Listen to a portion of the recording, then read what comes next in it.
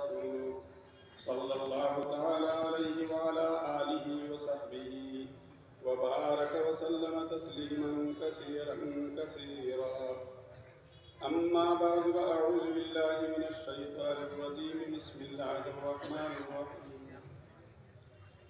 لو أنزلنا هذا القرآن على جبل لرأيته خاشعا متصدعا من خشية الله وتلك الأمثال نضربها للناس لعلهم يتفكرون.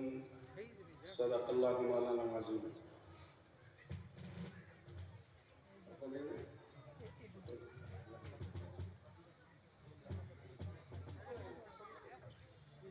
আজিৰ এই দুদিনীয়া কাৰ্যসূচীৰে অনুষ্ঠিত হৈ যোৱা মুসাবাকাতুল কুৰআনুল কাৰীমৰ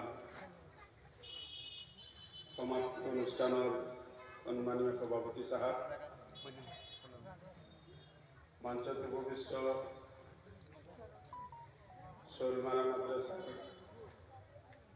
সন্মানীয় সভাপতি, শিক্ষক সাহেবান, বিশিষ্ট উলামায়ে কেৰাম, মোৰ সন্মুখত থকা শ্ৰদ্ধেয় উলামায়ে কেৰাম, বিভিন্ন মাদ্ৰাছাৰ পৰা ইয়াত উপস্থিত হোৱা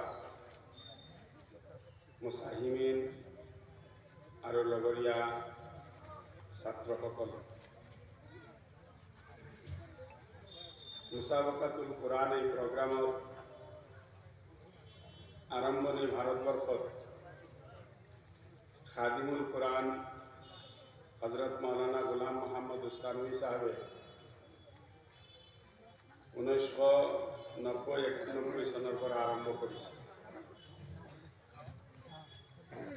আৰু অসমত এই প্ৰগ্ৰাম সৰ্বপ্ৰথম প্ৰগ্ৰাম হৈছিল দাৰুল উলুম বালাপাৰা মাদ্ৰাছাত আৰু তাৰ পিছৰ পৰা তঞ্জিমে মাদাৰিছ কৌমিয়াৰ ফালৰ পৰা আগতে প্ৰতি বছৰে গোটেই অসম ভিত্তিক মুসাবাকাতুল কুৰআন অনুষ্ঠিত হৈছিল।